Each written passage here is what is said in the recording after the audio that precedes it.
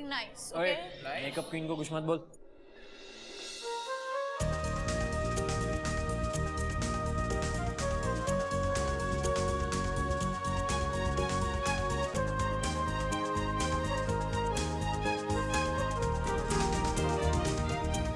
तुम ये रिटर्न करने आए हो क्या? प्रजा के भी कुछ फर्ज होते हैं, और वैसे भी फ्री का मैं कभी कुछ नहीं लेता।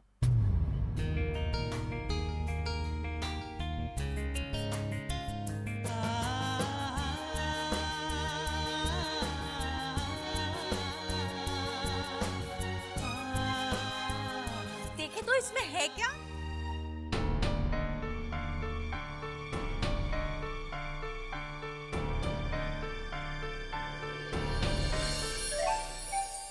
Wow, jalebi.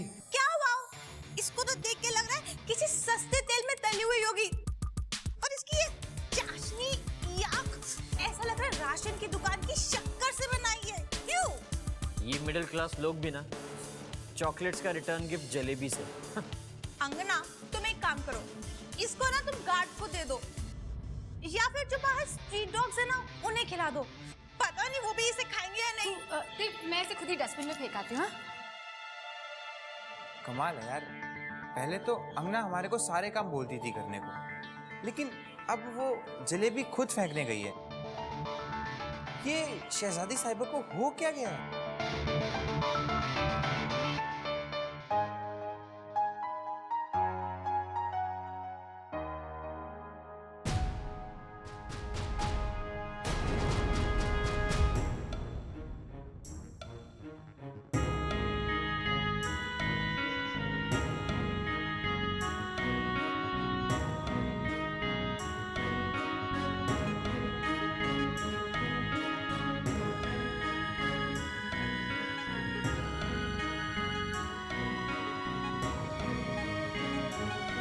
Wow, smells yummy.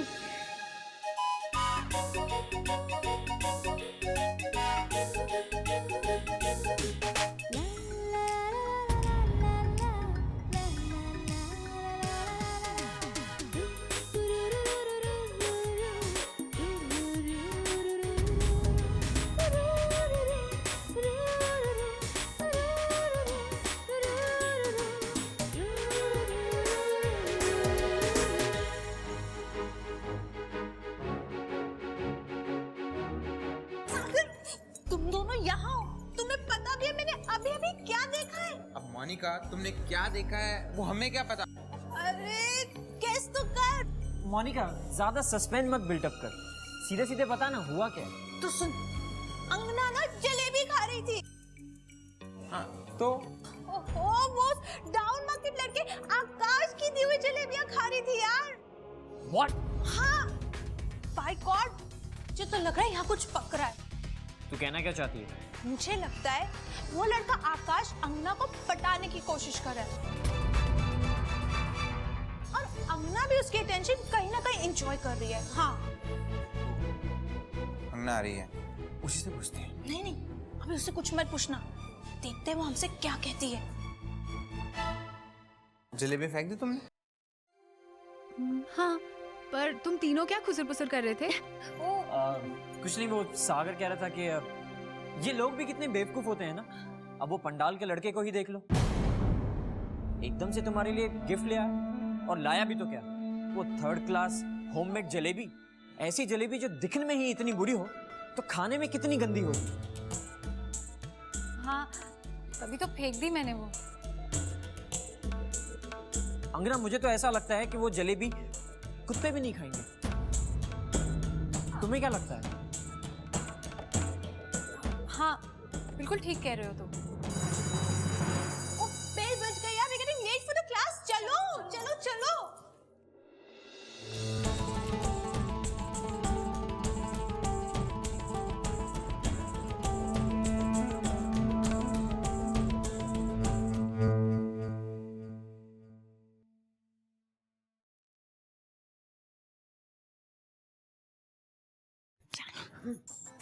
Mummy आ रही है, क्या कहना है याद है ना? मुझे याद है, मैं बहुत गुस्से में हूँ, बहुत हर्ट हूँ और बहुत ज़्यादा दुखी हूँ। यही सारे डायलॉग्स ना दिमाग में याद करके रखना और हंसना बंद करो। तुम्हारे दिल को ठेस पहुंची है। Feel hurt. मम्मी आ रही है। हाँ,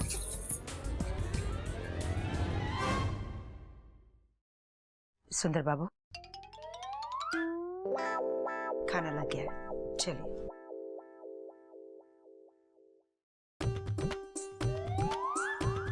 सुंदर बाबू, खाना लग गया है, चलिए ना।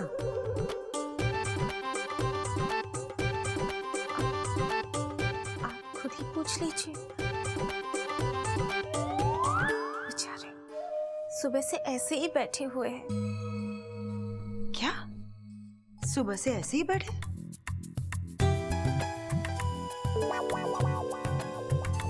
क्या हुआ सुंदर बाबू? दामाद जी किसी बात से नाराज है क्या? अब नाराज नहीं होंगे तो और क्या होंगे। ऐसे इस घर में इनकी तरफ ध्यान ही कौन देता है। सारा ध्यान और खातिरदारी तो बस बड़े दामाद जी के लिए है। बिल्कुल ही नहीं। जैसे एक माँ के लिए सारे बच्चे एक जैसे होते हैं, वैसे ही सारे दामाद मेरे लिए एक जैसे हैं। हाँ, पर जब गिफ्ट और इम्पोर्टेंस देने की बारी आती है तो सबको एक बराबर नहीं मिलता ना। एक बराबर नहीं मिलता मतलब? क्यों? उस दिन आपने बड़े जीजा जी के लिए गाड़ी खरीदी और मेरी स्वीटू के लिए कुछ नहीं लिया। ओह, तो ये बात है। दामाद जी, आपने ये बात मुझसे क्यों नहीं कही? आपको नई गाड़ी चाहिए ना?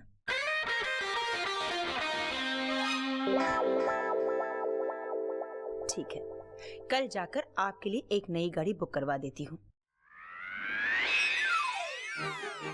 अब तो आप खुश हैं ना? सच? नई गाड़ी मेरे लिए? मेरा मतलब है मेरी स्वीटू के लिए। चलिए सुंदर बाबू, खाने पर आपका इंतजार हो रहा है। चलिए चलिए ना।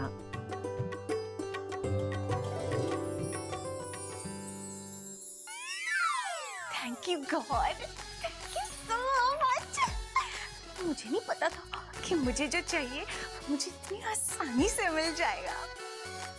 Thank you. ये क्या था? स्टाइल है मेरा। मुझे पता है कि अगर मुझे कुछ चाहिए तो मुझे वो कैसे हासिल करना है। तुम्हें क्या लगता है कि सिर्फ तुम्हारा ही पति इस घर पे राज कर सकता है?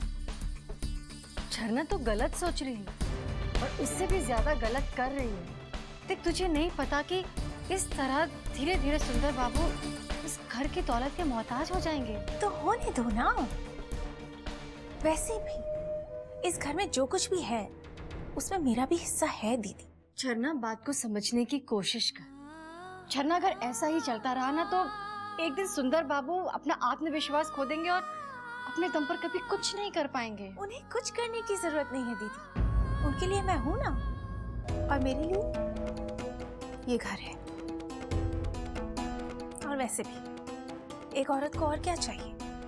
शॉपिंग करने के लिए ढेर सारे पैसे और अपने पति का अटेंशन। और मेरे पास दोनों ही है। तो बात को समझने की कोशिश क्यों नहीं कर रही है झरना? क्योंकि मैं नहीं समझना चाहती। लेकिन तुम तो बड़ी समझदार थी ना, तो फिर तुम्हारी ऐसी दशा क्यों हुई? बड़ी अकड़ दिखा के घर छोड़ के चली गई थी ना,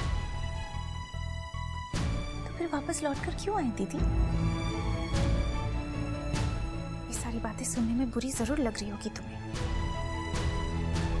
पर सच तो यही है कि इस दुनिया में दौलत से ज्यादा इंपॉर्टेंट और कुछ नहीं। और हमारी मम्मी के पास बहुत सारे पैसे हैं, इसलिए मेरा पति मेरी हर बात मानता है। आज मेरे पास हर खुशी है, और अगर पैसों से मुझे खुशी मिलती है तो ऐसी खुशी लेने में बुराई क्या है?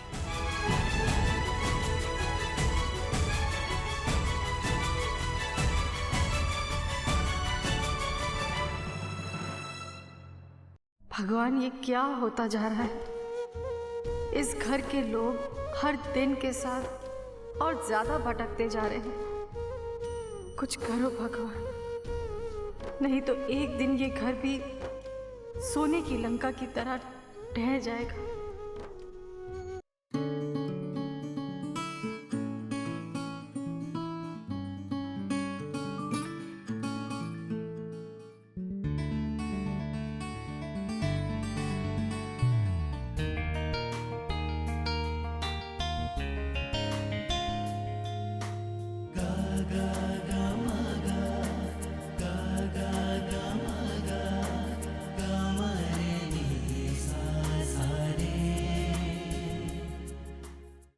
देखा कैसे जानबूझकर ऐसी जगह बैठा है जहां से अंगना को आंखें फाड़ फाड़ कर देख सके।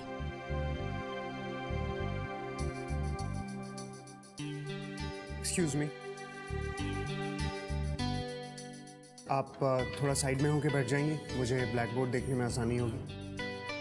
एक्सक्यूज मी, ये हम लोग की जगह है, हम यहाँ पे पहले आके बैठे थे, और अगर तुम्हें नहीं दिखाई दे रहा तो तुम कहीं और जाके बैठो। ओके यार, साइड होने को ही तो बोल रहा है, कोई क्लास छोड़ के जाने को थोड़ा ही बोल रहा है।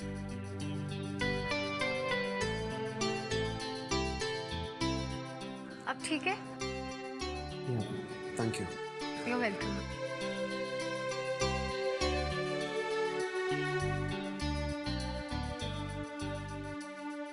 देखा कैसे अंगना से बातें करने के बहाने ढूंढते रहता है, और अंगना भी हमारी बात टाल के उसे बढ़ावा दे रही है।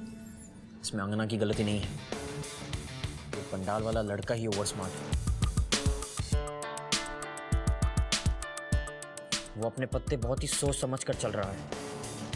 पहले दुश्मनी, फिर दोस्ती, और फिर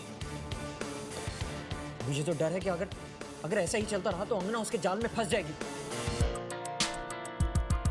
हम बस देखते ही रह जाएंगे।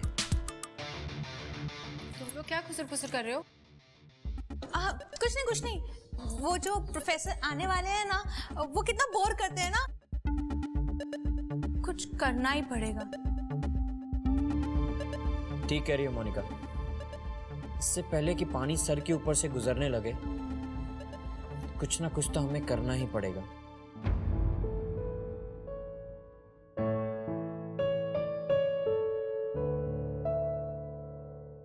हाँ हाँ मनोज, घोड़ों की रेस ना, मैं जरूर चलूंगा तुम्हारे साथ। और वैसे भी जिंदगी भी तो एक रेस ही है ना मेरे दोस्त, जो जीता वही सिकंदर। और सुनो, पैसे की चिंता बिल्कुल मत करना, प्रताप अभी जिंदा है, वो अपने घोड़े पे भी दाव लगाएगा और दूसरों के घोड़ों पे भी।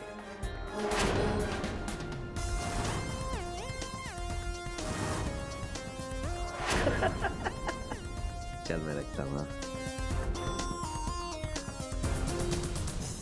साहब, आपसे कितनी बार कहा गया है मेरे कैबिन में आने के पहले दरवाजा खटखटाया कीजिए। गलती होगी साहब। बोली कैसे आना हुआ? साहब वो पैसे जो शाह बाबू के लिए आपने मंगवाए थे। हाँ दीजिए पैसे।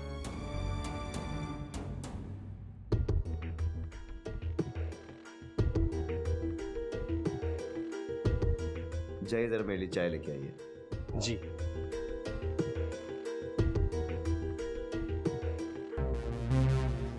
जी जी, इस विषय में आपसे कल बात करूंगा मैं। Good night. चलिए माधव काका, ऑफिस बंद करने और घर चलने का वक्त हो गया। चलिए। बड़े साहब,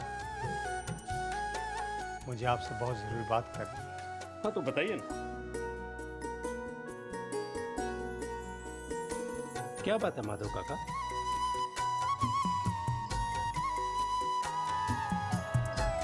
आप बैठिए, बैठिए आप।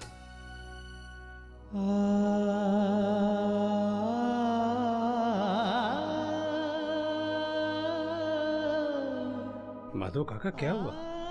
आपको कुछ बात करनी थी मुझसे? बड़े साहब, बहुत सालों तक मैं आपका नमक खाता आ रहा हूं, अब उम्र हो गई है, इसलिए दरख्वास्त है कि मुझे गांव जाने की इजाजत दे दो। ये कैसी बातें कर रहे हैं आप माधव काका? किसी ने आपसे कुछ कहा तो नहीं? बड़े साहब, नौकर लोग हैं, कोई कुछ कहे भी तो अपमान हमें बुरा नहीं लगता। बस जाने की आज्ञा दे दीजिए। लेकिन आप बताइए बात क्या हुई? नौकर जात हैं, अपनी औकात से बढ़कर कुछ भी कहना शोभा नहीं देता हमें। आप हमारे परिवार के सदस्य हैं, आप मुझसे भी पहले से इस ऑफिस में काम कर रहे हैं। बात क्या है? बड़े साहब, जिस आदर्श और ईमानदारी से आप इस ऑफिस को चला रहे हैं, उसकी नींव में अब दरारें पड़ने लगी हैं। अपनी आंखों के सामने अपने घर को ढहते हुए नहीं देखा जाएगा हमसे।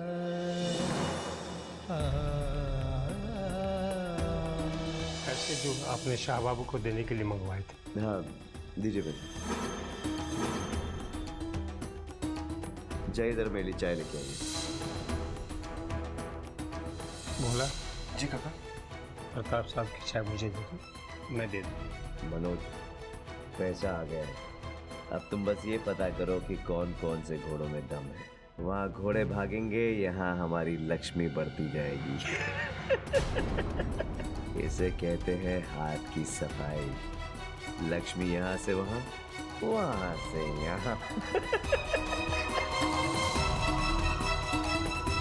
मुझे जाने दीजिए, कम से कम अच्छी यादें तो लेकर जाऊंगा। इस ऑफिस को ऑफिस से ज्यादा मैंने मंदिर माना। इसके एक एक कमरे में, एक एक कागज में भगवान बसते हैं, पर अब शायद कुछ कीजिए बड़े साहब। मैं जानता हूँ आपके दामाद हैं, पर आप भी तो इस घर के दामाद थे। लेकिन आपने बेटे से भी बढ़कर फर्ज निभाया। आपने इस कंपनी को खून पसीने से सींचा है। इसे मुरझाने मत दीजिए बड़े साहब।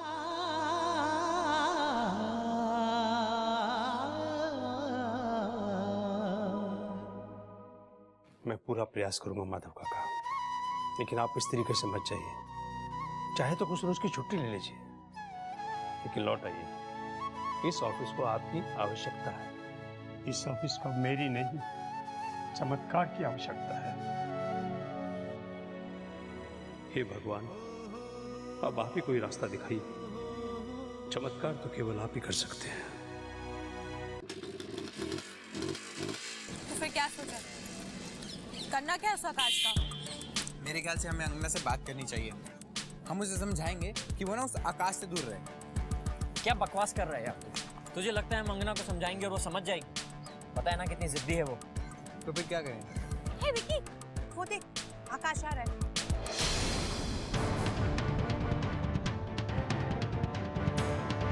मुझे लगता है कि अगर हम चाहें तो सांप भी मर सकता है और लाठी भी नहीं टूटेगी। आकाश, मैं तुम्हें ही ढूंढ रही थी। हाँ बोलो। अब वो जो कल तुम्हारे साथ प्ले देखने आई थी, तुम्हारी बहन। कौन, कनक? हाँ हाँ कनक, वो यहाँ आई थी और तुम्हें ढूंढ भी रही थी। पर वो यहाँ क्यों आई थी? पता नहीं, पर बेचारी बहुत परेशान लग रही थी। बिल्कुल रुआसी थी बेचारी। ऐसा लग रहा था जैसे कोई अनहोनी होने वाली हो। कुछ कहा उसने? नहीं, कुछ भी नहीं। हम लोगों ने उससे पूछा ही, पर उसने कुछ नहीं बताया। बस तुम्ही को बार-बार पूछ रही थी और फिर हमें पता भी नहीं था कि तुम गाँव में, तो कुछ बता भी नहीं पाए। किस तरफ गई वो? वो उस तरफ, और वो मेन गेट की तरफ गई और रेलवे स्टेशन का पता भी पूछ रही थी। ऑटो! अरे ऑटो छोड़ो, मेरी बाइक लेके जा, ढूंढने में आसानी होगी। नहीं, मैं देख लूंगा। अरे भाई इतना सोच मत, कल को कुछ अनहोनी हो गई तो हम तो जिंदगी भर अपने आप को कोसते ही रहेंगे। अरे इतना सोचो मत आकाश, जल्दी जाओ, तुम जाओ। वो अरे ये ले चाबी और जल्दी कर। थैंक्स। अरे थैंक यू मत बोल यार, अंगना का दोस्त हमारा दोस्त।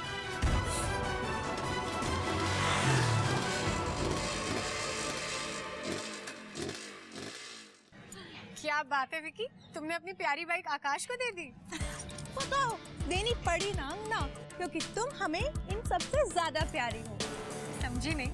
सिंपल सी बात है अंगना, ये आकाश शर्मा अपने आप को कुछ ज्यादा ही स्मार्ट समझ रहा था।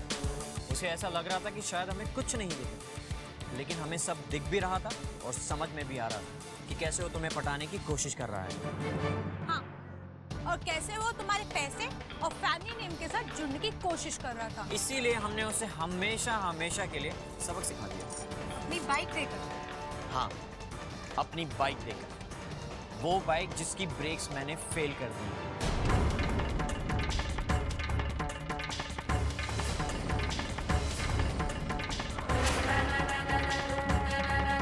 सावधानी हटी, दुर्घटना घटी।